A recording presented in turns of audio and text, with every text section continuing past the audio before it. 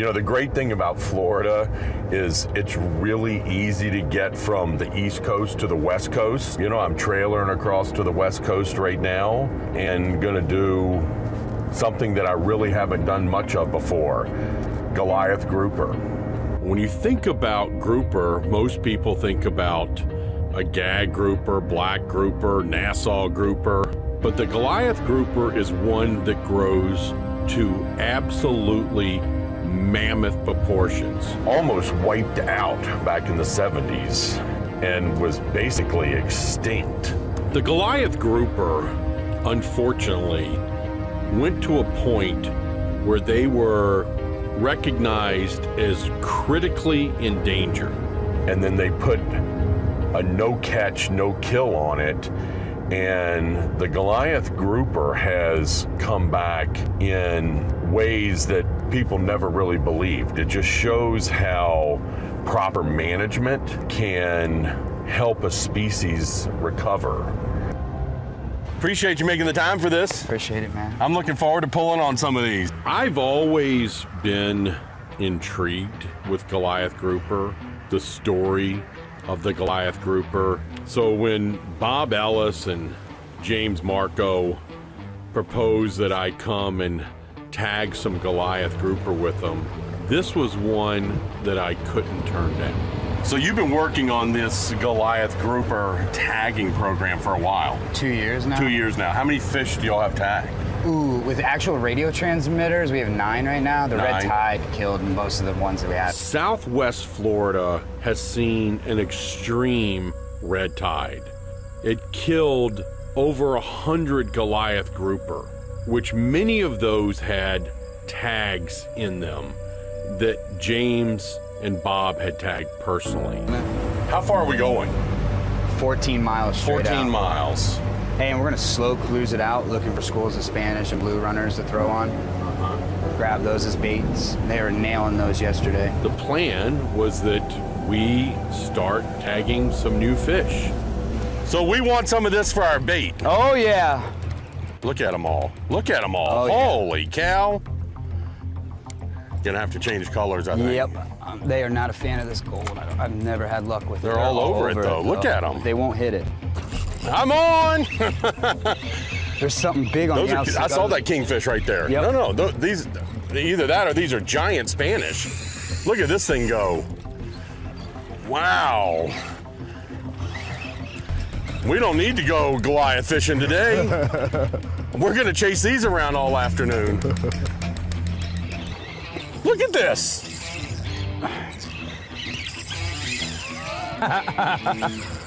So we've been fishing, what, 10 minutes? What do you mean 10 minutes?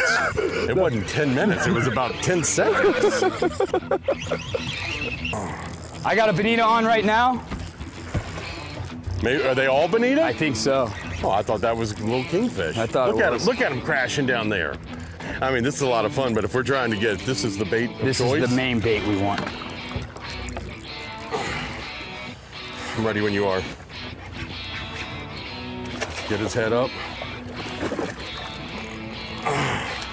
Well, there we go. 2 for 1. Part of what I really continue to enjoy as an angler is learning. And whether it's learning about new techniques or learning about a new species, I'm in. Oh. This ain't bonita. I'm on. that keeps me excited and involved, you know, in this business.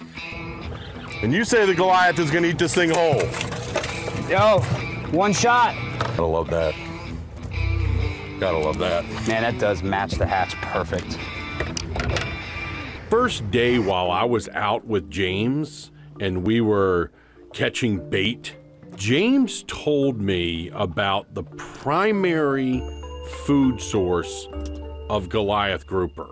90% of their diet's crustaceans, crabs, primarily. A box crab is one of their favorite things. Is it really? Yep. 90% of a Goliath's daily appetite is crustaceans. You would think a fish like this, the Goliath grouper, that gets over 400 pounds, you would think that they're eating everything they can. So they forage for them on the bottom. Those crabs will stay on the bottom. And Goliath grouper, you know, a lot of people think they come up and hit something.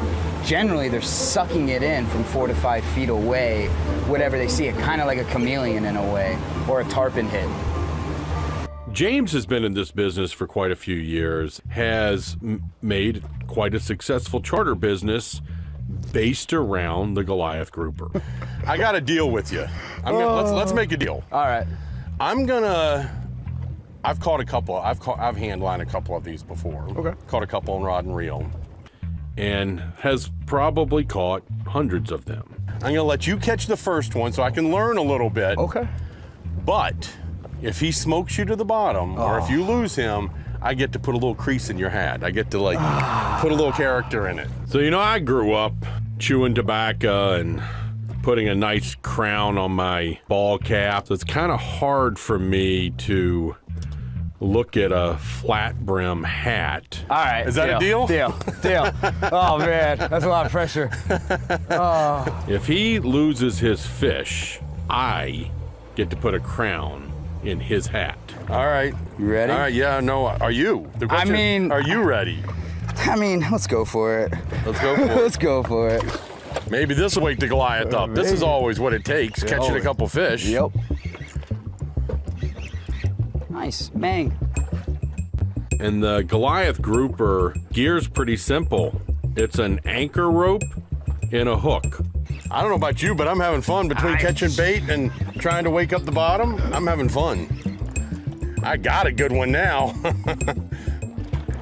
Oh, there he is. Oh, there you go. There you go. That's a grouper. Yeah, it is. Look at that big old fire train. Don't get. Mother sick! Oh, wow. Look at that! Honest, look at the shrimp, too.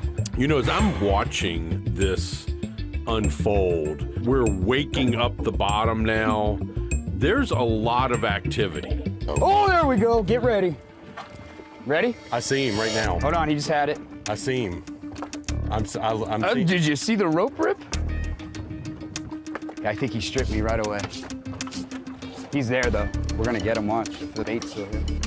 Hold on, I was commenting on how pretty my red grouper is. I don't care about that. I want a bigger grouper. Oh, you still have it. Look at the chunk, though. The Goliath grouper is really the king of the estuaries it lives in, the nearshore structures that it lives on, the reefs that it lives on. Something's eating it. Are you on? Let's go. You on? I'm on. You ain't bending no hat today. Well, hold on. Yeah, right. See what it is. Up. Huh? Ain't up yet. It's coming up like a nurse. Oh, I see. Oh, it came off. Bastard. Oh, that hat is good. You know what? Your wife's gonna wonder what happened. Oh. You know what? Just think, every time you put that hat back on, you can say, you know, Carter Andrius did this for me. Can you sign it afterwards? It's a Carter Andrius. I'll sign it right on that Goliath. You remember what it was? That if I lost a fish. Yeah. Do good, though. That's a tasteful curve. It's gonna be fine. Don't worry. Matter of fact, this hat's even gonna look better. Carter. Good morning. Hey, Bob. Well, it's nice to finally meet you. How's it going? Likewise. Good.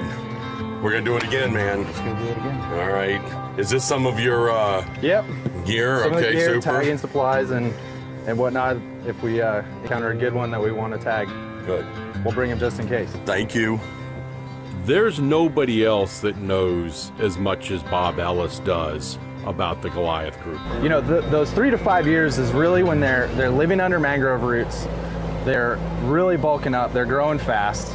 And today we're going to be putting in spaghetti tags and taking a small clip off its anal fin that they can use for DNA.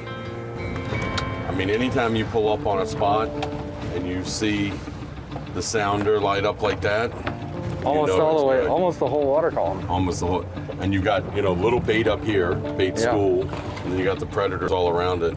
I love it. Hand lining goes back to probably one of the most simple and first forms of fishing. All right, so listen, if you're dropping it down, the first one's yours. It's one-on-one with whatever you're dealing with. And when you talk about Goliath grouper, that's a formidable opponent right there. You got something there? Yeah, he's already tapping it.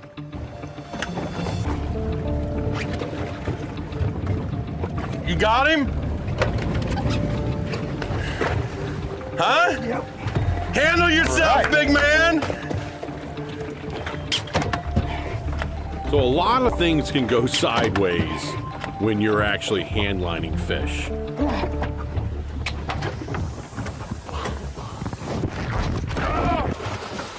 And he's in. Dude, what's going on? He got my hand.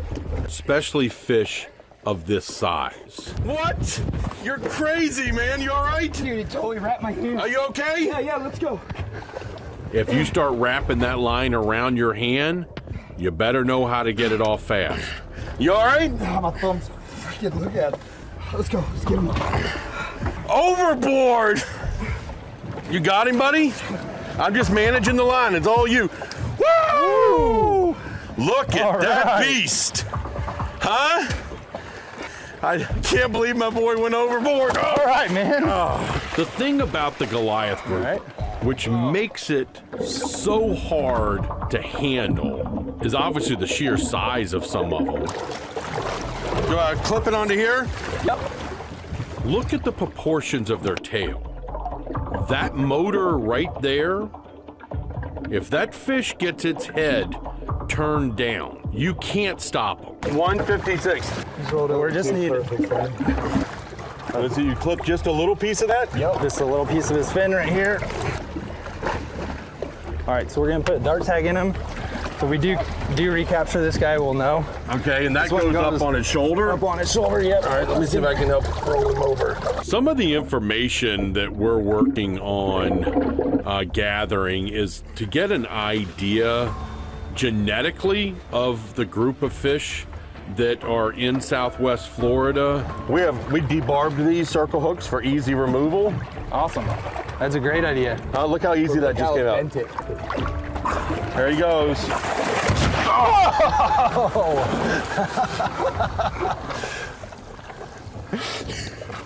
He got us both wet. One last goodbye.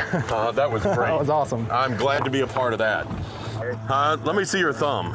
It had it wrapped, and when I went in, I mean, I felt like my thumb just go like that. So I went with it. Scary, dude. That was scary. That was scary.